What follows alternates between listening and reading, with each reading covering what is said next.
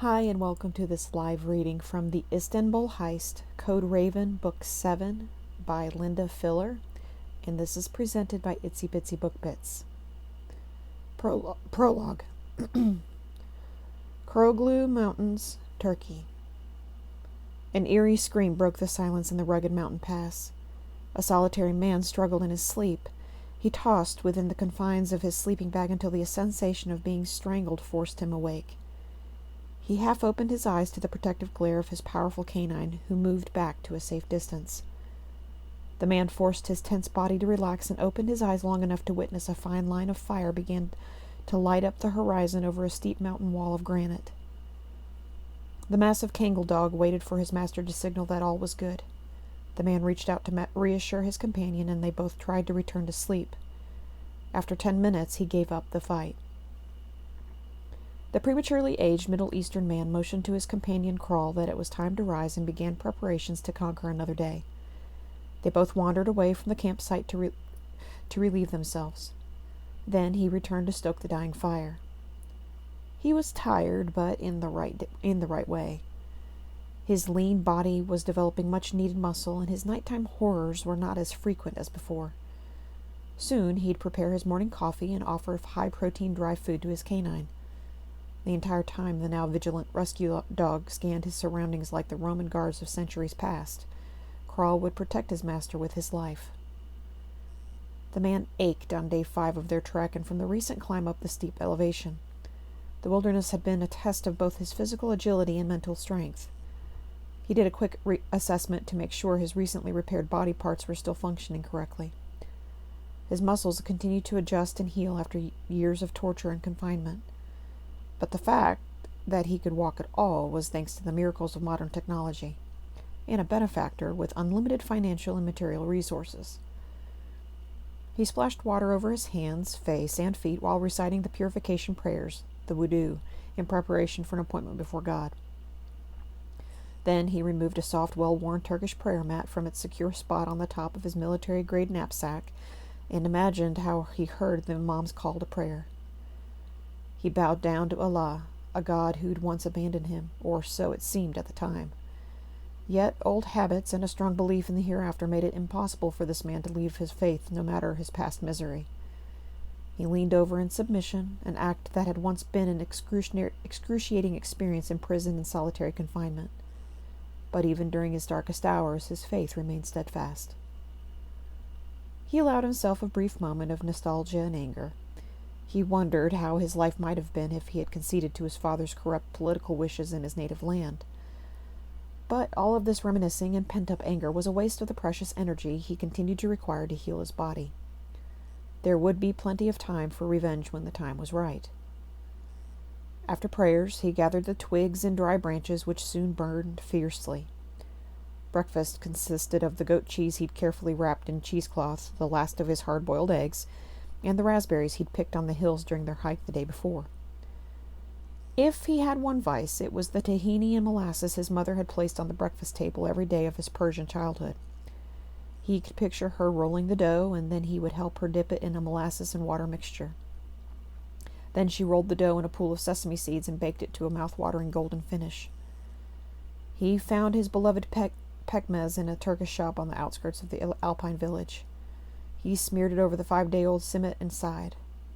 Even though the dog had his enriched meal, Crawl waited patiently for his tasty share of the bread. His physical body nourished, the bearded man began the process of disassembling and cleaning his rifle. His weapon was a gift, a far more sophisticated instrument than one would expect to find in these remote Turkish mountains. Most people would choose a less refined weapon to stalk their prey in the wild. But a man in his position knew he must prepare for any threat, animal or human. He armed himself appropriately. Incarceration again was not an option. After months in this remote part of Turkey, the reconstructed man and his dog were a finely tuned team. Both were hunters haunted by their past, and both trained to kill. Chapter 1. Dreams in Paris. Lucy, I want you at headquarters tonight. No, I'm finished with you, Gabriel, and everything you represent. Lucy broke out in a sweat. How could this be happening to me? Mossad thinks I'm dead. We are well aware of what you have been up to in Mexico, Shanghai, Singapore, Paris, and most recently Istanbul. How is this possible? Was Raven deceiving her? No, you killed my lover. I will never come back and work for you. We did what we had to do. We let you go, but now that he's back, it's time to return to Israel. Pack your bags. There's a jet waiting at the private terminal in Le Bourget. Samar, shh. It's only a dream. Luke Raven held Samar close to him. He waited for her troubled dreams to subside, then soothed her until her breathing returned to normal. Slowly, Luke released his wife. Her body relaxed, the bad dream forgotten. 4 a.m. Luke could hear the bus stop at the corner. Paris, France was a city on lockdown, but the Parisian essential workers would soon be changing shifts. No one else was allowed outside until after 5 a.m. Last year, it was the Yellow Vests who protested and burned Parisian landmarks. They dominated the international news for months. This year, it's the pandemic that's overtaken Parisian lives. But Europeans were very aware of their history. The last great plague, the Black Death, was the deadliest pandemic recorded in human history. Historians say this plague in the 1300s took the lives of anywhere from 75 to 200 million lives. So far, the deaths from this pandemic were nothing compared to the 14th century. But then we didn't have the media coverage to frighten humanity into subservience. There was an upside to a worldwide scourge. Paris no longer had terrorists attacking the Louvre or anti-government mobs burning down the city. Everyone laid low. On the other hand, if the scientists didn't find the cause and a cure soon, significant portions of the world's population would be eradicated. There was a soft tap on the antique bedroom door. A whisper followed. Luke? Raven rose quickly and pulled his running pants on over his long, lean, muscled legs. He grabbed an old Rolling Stones t-shirt from the chase by the window and moved swiftly to the door before Samar awoke. He was past what most would consider his prime, and his hair was graying on the sides, but he worked out every day of his life. If muscles had memory, Luke Ravens had seen more than their share of dangerous situations, and would hold their own when the need arose. He grabbed a warm bottle of spring water from a shelf in his antique armoire, and he was ready for his run with his favorite girl. He knew one thing for sure: the lockdown cut down on the pollution in Paris. The city and its inhabitants could breathe again. Sadly, tourism and industry in general were headed towards a worldwide recession. The world had not seen anything like this since the Second World War. But as in all things in life, this too will pass. Ready? Allie stood tall and lean in her running clothes in the elegant foyer. Her stunning resemblance to her mother always made Luke smile. Samar said Alice's dark eyes belonged to her Arabic father, a man who was gone from their lives before Alice was born. Luke's tall and lean adopted daughter was far more mature than her 13 years, but her soul was still naive, sweet, and empathetic to others. She was a toddler when she and her mother were running from the cartels in Latin America. This was the only life Alice knew. It was Allie's mother who relived their past fears in her dreams. But Allie is more mature now. The wisdom in those dark eyes betrayed a young woman who has begun to piece together her history and possibly remembered more than she shared with her parents. Luke loved her fiercely and vowed that he would always protect her with his life. Shh, let's not wake Samar. She had a bad night. Alice was suddenly on alert. Why? What's wrong? When Mom is like that, something's always about to happen. Childhood terrors raced through her mind. Luke, is there anything you want to tell me? Are we in danger? Allie's eyes searched Luke's face for the truth. It wasn't only her physical attributes that reminded Luke of Samar. Alice had the same uncanny sense when something wasn't right or when someone was holding back information. Damn. He had to talk to Samar. It was time. No, not at all. I think your mother's reliving the past. We all have bad dreams. Allie relaxed. Ready for that run? Yep. Even though the city was technically still on lockdown, if they wore the medical masks RB designed for them, they were protected and could run in the 17th and be back home before sunrise. If the authorities questioned them, Luke Raven had a special cart issued by President Matisse. No one interfered with a friend of the man who ran the Republic of France. Samar heard the soft click of the lock as Luke and Alice left the security of their Parisian home. She stretched and pulled herself together. She was tired of battling in her dreams. She faked her sleep so Luke and Allie could go for their clandestine run. It had become their private ritual.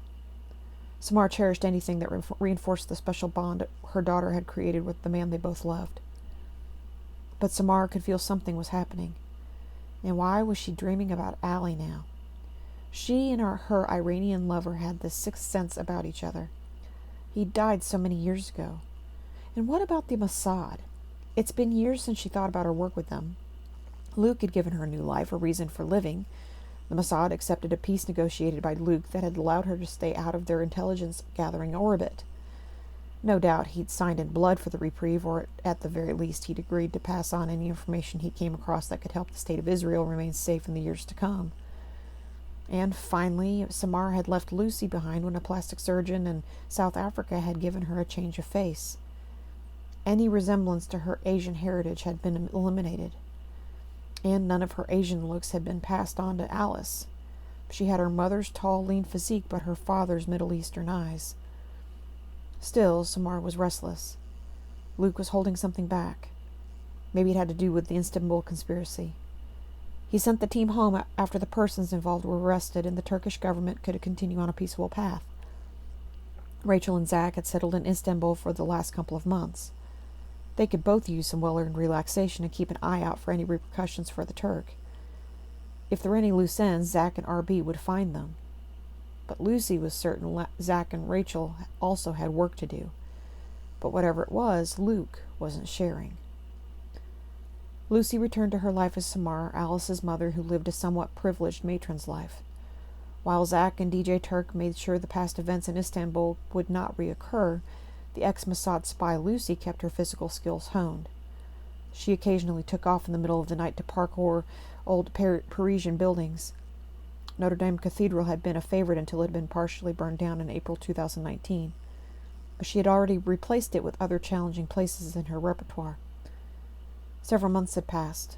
As much as this peaceful interlude was enjoyed, minus the turmoil of a worldwide pandemic, it was time to push Luke for answers.